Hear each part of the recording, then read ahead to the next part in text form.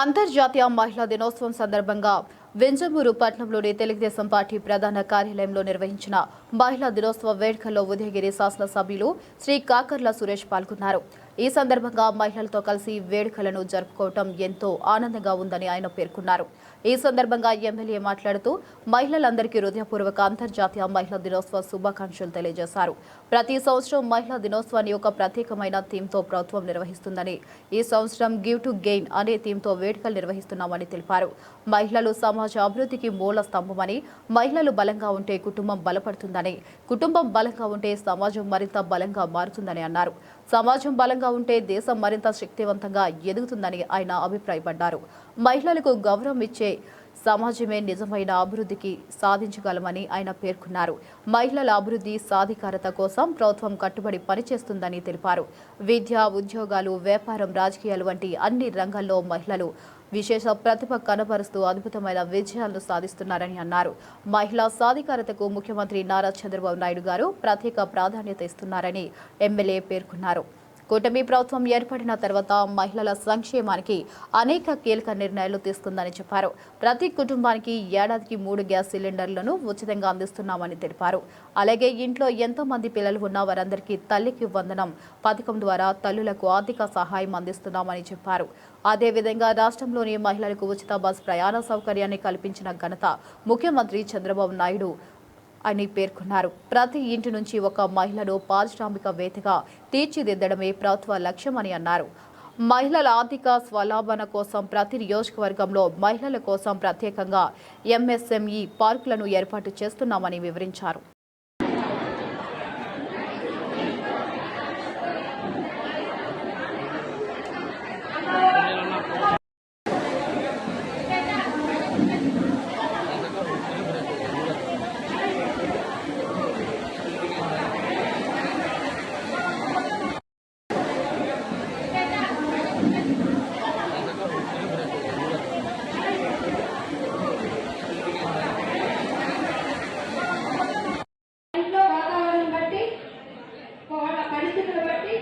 లోపం బట్టి వాళ్ళకి చదువు మెయిన్ అవగాహన లేకపోతే, ఇంట్లో వాతావరణం బట్టి వాళ్ళ పరిస్థితులు బట్టి ఆర్థిక లోపం బట్టి వాళ్ళకి చదువు మెయిన్ అవగాహన లేకపోతే, స్త్రీ లేకుండా సృష్టి లేదు, స్త్రీ లేకుండా విలువ లేదు, స్త్రీ లేకుండా ఈ ప్రపంచాన్ని ఊహించలేదు. మీరు ఇప్పుడు ఈ జాబ్కి వచ్చారు, ఏ ఏదో వచ్చారు చెప్పండి, మీ డీటెయిల్స్ చెప్పండి. మీరు ఎలా ఈ జాబ్కి వచ్చారు చెప్పండి, తెలుస్తుంది కదా. సార్, నేను 2014లో జాయిన్ అయ్యాను సార్. నేను ఎంతో కష్టపడ్డాను. మాకు ఎన్ని నైట్ తినేదానికి కూడా అవకాశం ఉండదు. ఎప్పుడంటే నైట్ లో ఎన్ని పొగలు ఎప్పుడే పోవాల్సిందే సార్. 24/7 జాబ్. అవును సార్. ఎక్కడ ఇబ్బంది అయినా కూడా లేడీస్ ప్రాబ్లం అయినా మేము పోవాలి అంతే సార్. చాలా ఇబ్బంది పడుతున్నారు లేడీస్. వాళ్ళకందరికి 112 కాల్ కానీ వాళ్ళకి అటెండ్ అవుతాము. వాళ్ళ ఇబ్బందులు అంటే మీకు పోయి కనుక్కొని ఏంది ఎక్కడ ఏంది వాళ్ళని ఇమీడియట్ గా పిలవటం కానీ, వాళ్ళతో మాట్లాడటం కానీ, వాళ్ళ సమస్య ఏంటో చూసి మా ఎస్ఐ సార్ కానీ మా సిఐ సార్ కానీ చెప్తాము. Okay sir. 2014 అంటే దగ్గర 10 ఏళ్ల క్రితమే అంటే పోలీస్ డిపార్ట్మెంట్ లో ఒక మహిళ చేరడం అనేది ఛాలెంజ్. అది కుటుంబ పరంగా కావచ్చు, సొసైటీ పరంగా కావచ్చు. ఆ రోజుల్లో 10 ఏళ్ల క్రితం అంటే ఆ రోజుల్లోనే మీరు ఇన్స్పైర్ అయ్యి ఎవరు ఇన్స్పైర్ చేశారు, జాబ్ లోకి ఎట్లా వచ్చారు? పేరెంట్స్. అవును సార్. వాళ్ళు చూసి వాళ్ళ కష్టాలకి వాటికి చేసి మా నాన్న కొంచెం వ్యాపారం చేస్తారు సార్. ఆయనకి సపోర్ట్ గా ఉండి చేసి మమ్మల్ని చదివించి నేను మా తమ్ముడు ఉంటాం సార్. వాళ్ళు చదివించి ఇంత డోన్ చేశారు సార్. ధన్యవాదాలు. Thank you. Thanks sir.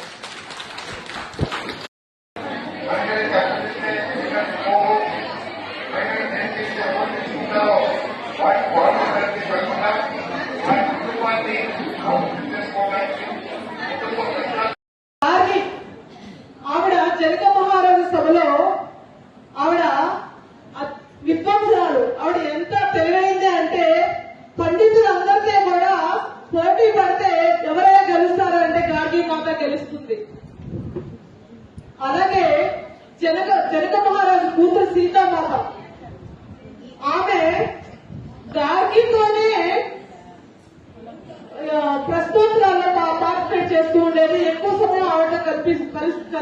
కలిసి మాట్లాడుతూ ఉండేది. ఎంత తెలివైంది అంటే అంత బలశాలి కూడా ఆవిడ. ఎలాగా అంటే మీకు తెలుసు, ఆవిడ విల్లును హరివిల్లును ధనస్సును ఎత్తిందా లేదా సీతామాత. అంతకన్నా బలవంతుడు తీసుకొచ్చి నా బిడ్డకు పెళ్లి చేయాలని జనక మహారాజు కోరుకుని స్వయంవరాన్ని ప్రకటిస్తే శ్రీరామచంద్రుడు వచ్చాడు. మనం చాలా చోట్ల విన్నాము, గాంధీ తాత చెప్పాడు సీతామాతలు ఎక్కువ మంది తయారవ్వాలి అని. సీతామాతలు తయారయ్యాలంటే అలాగే శ్రీరామచంద్రుడు కూడా తయారవుతాడు అని చెప్పి ఆయన మనకు చెప్పున్నారు ఈ సందర్భంలో. ఇంకా ఆ తర్వాత తరానికి వచ్చాం మనం. సత్యభామ, కృష్ణ భగవానుడు యుద్ధంలో ఆయన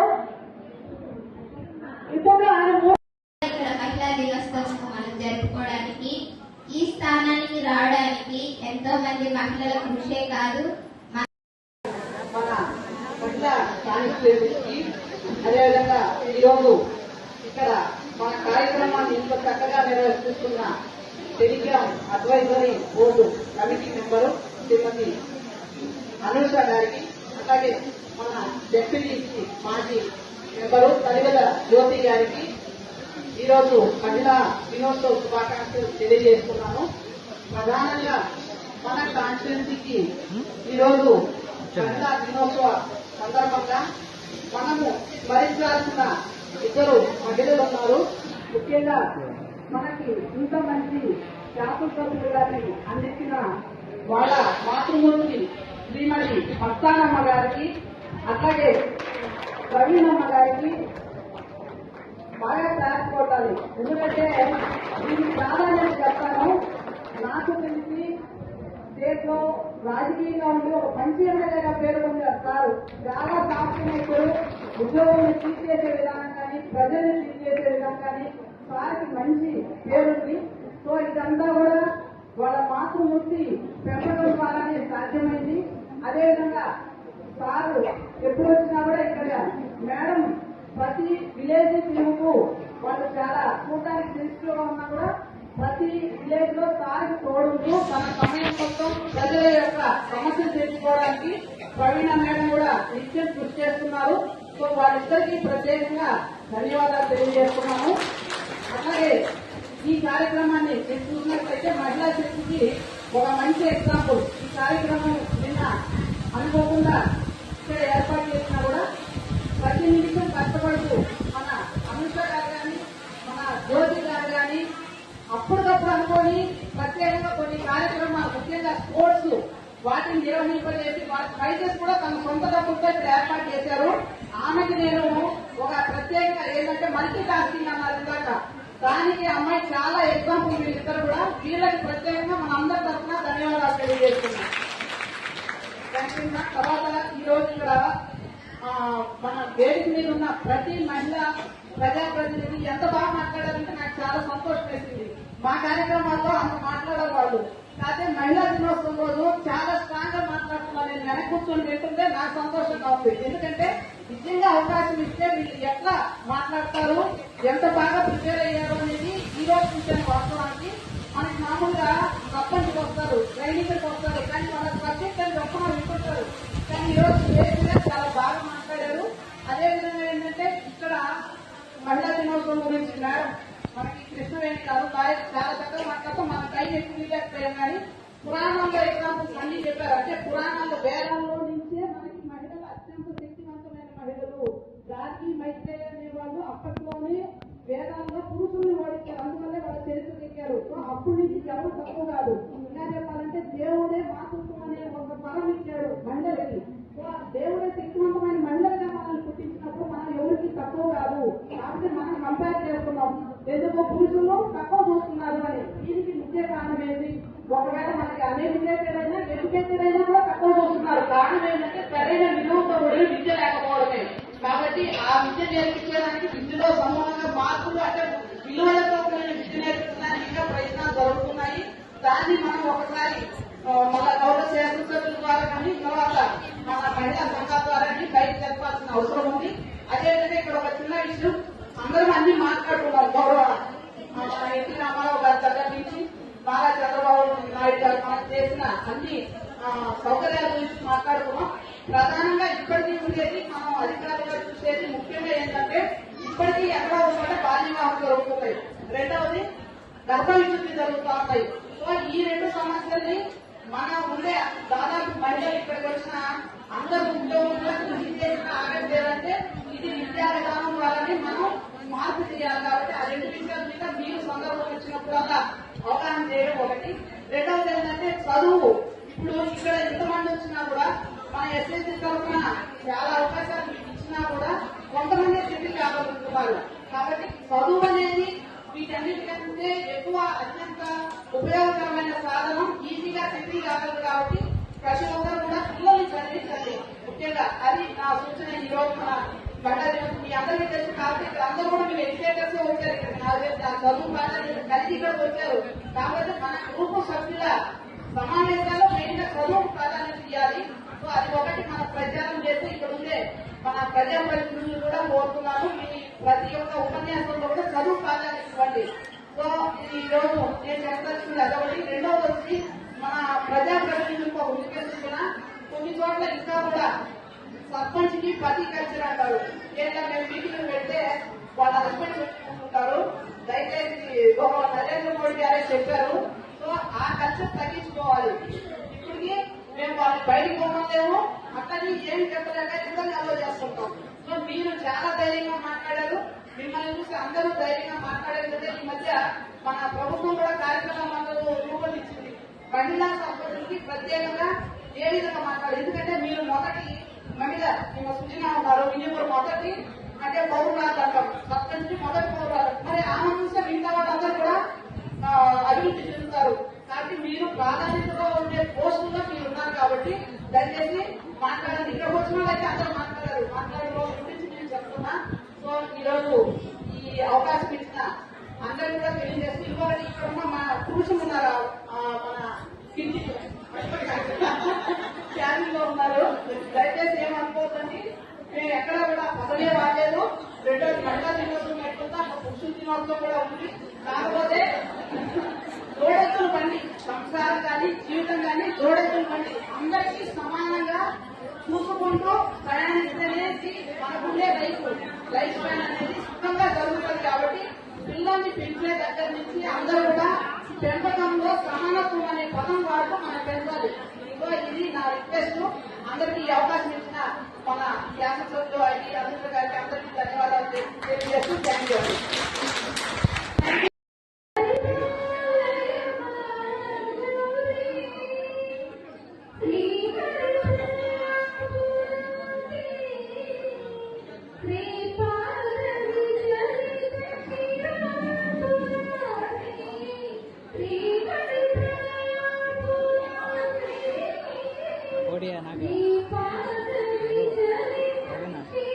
कोटिया मागे मैंने क्या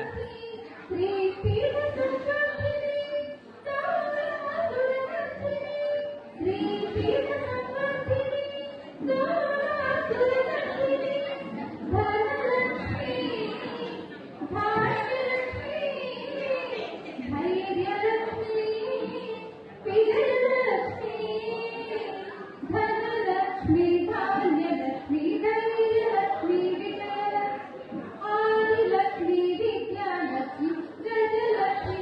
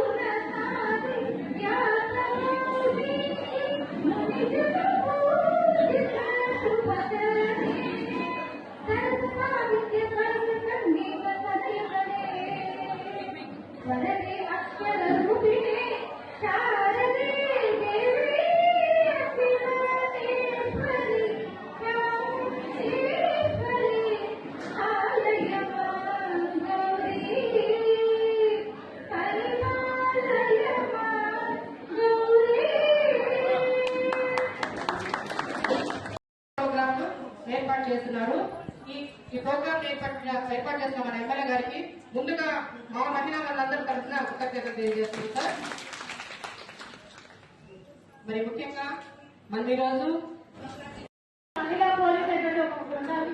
మీరు ఎవరైనా మీరు మాట్లాడే అవకాశం కల్పిస్తాను, దయచేసి మీ వాల్యూబుల్ ఓట్ కూడా మాకు ఇవ్వాలి. ఎందుకంటే మీరు మాకు చాలా సెక్యూరిటీ కల్పిస్తున్నారు, చాలా నేర్చుకోవాలి. మాకు ఎంతో భద్రత కల్పిస్తూ ఈరోజు మీరు కూడా ఎండని వాహనాలు ఏ ఉంటారు, పోరాటం చేస్తూ ఉంటారు. దయచేసి మీరు కూడా మాట్లాడాల్సిందిగా కోరుతున్నాను.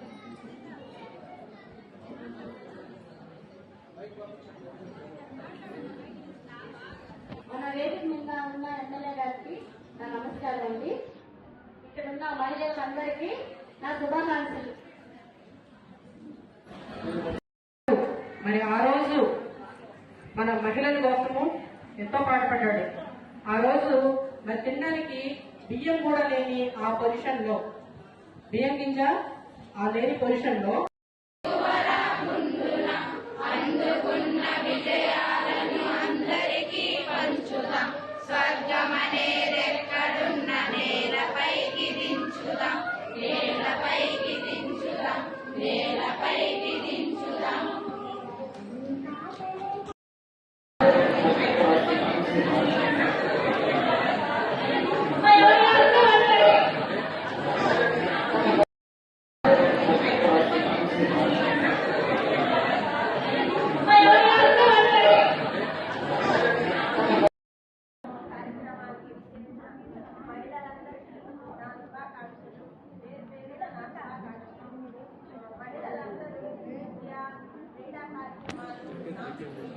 దగ్గర పెట్టు.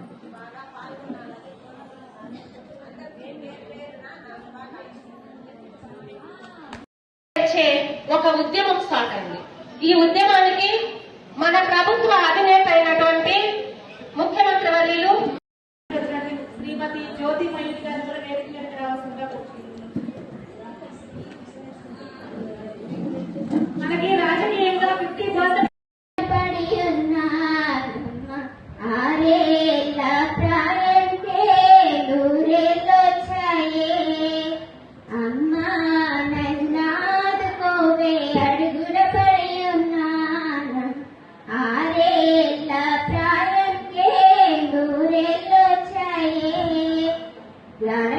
50% తోటి పిల్లలు పరుగులు పెడుతుంటే బడికి గనగన తోటి పిల్లలు పరుగులు పెడుతుంటే బడి ఎర్రటి ఎండలు మలమల మాడుతూ నలుగుతూనే ఉన్నా, ఎర్రటి ఎండలు మలమల మాడుతూ నలుగుతూనే ఉన్నా. అమ్మా నన్నాదుకోవే అడుగున పడి ఉన్నాను, ఆరేళ్ళ ప్రాయంకే నూరేళ్ళొచ్చాయే. గాలిపటాకుల గూడెం పిల్లలు రారమ్మంటే నన్ను, గాలిపటాకుల గూడెం పిల్లలు రారమ్మంటే నన్ను. పదమంటూ పలుగు పారలు మట్టాడి వేధించే, పదమంటూ పలుగు పారలు వెంటాడి వేధించే. అమ్మా నేను బడికే పోతా గుడైపోనమ్మా ఇలలో, అమ్మా నేను బడికే పోతా గుడైపోనమ్మా ఇలలో. హైదరాబాద్ గారిని మాట్లాడాల్సిందిగా కోరుచున్నాము. మనకి టైం చాలా తక్కువగా ఉంది. దయచేసి అందరూ మీ ప్రసంగం 1 నిమిషం చేయవలసిందిగా కోరుచున్నాము.